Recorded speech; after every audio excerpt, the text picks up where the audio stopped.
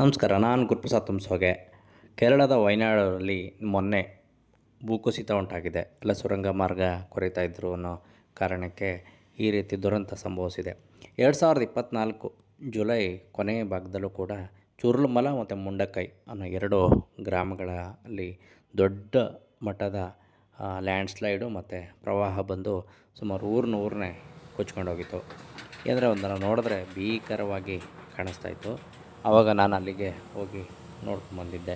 ಅಂದರೆ ಈ ಮಾನವ ಕೇಂದ್ರಿತ ಅಭಿವೃದ್ಧಿಯಿಂದಾಗಿ ಈ ರೀತಿ ದುರಂತಗಳು ಸಂಭವಿಸ್ತಾ ಅಂತಲೇ ಹೇಳ್ಬೋದು. ಈಗ ಕಲ್ಲಡಿ ಅಂತ ಒಂದು ಕಡೆ ಆಗಿರೋದು, ಅದುವೇ ಈ ಚೂರಲ್ಮಲ ಮುಂಡಕೈಗೆ ಹತ್ತಿರನೇ ಎಲ್ಲ ವಯನಾಡು ಭಾಗದಲ್ಲೇ ಹೆಚ್ಚು. ಯಾಕಂದರೆ ಹೆಚ್ಚು ಅಭಿವೃದ್ಧಿ, ಈ ರೆಸಾರ್ಟು, ಈ ಪ್ರವಾಸೋದ್ಯಮ, ಈ ಕಾರಣದಿಂದನೇ ಹೆಚ್ಚು ಅಲ್ಲಿ ಈ ಥರದ್ದೊಂದು ದುರಂತಗಳು ವರ್ಷದಿಂದ ವರ್ಷಕ್ಕೆ ಸಂಭವಿಸ್ತಾನೆ ಇದೆ. ಅಂದರೆ ಅತಿಯಾದ ಮಳೆ ಅದರಿಂದ ಮಳೆ ನೀರು ಸರಿಯಾಗಿ ಹರಿದೋಗೋಕ್ಕಾಗ್ತಾಯಿಲ್ಲ.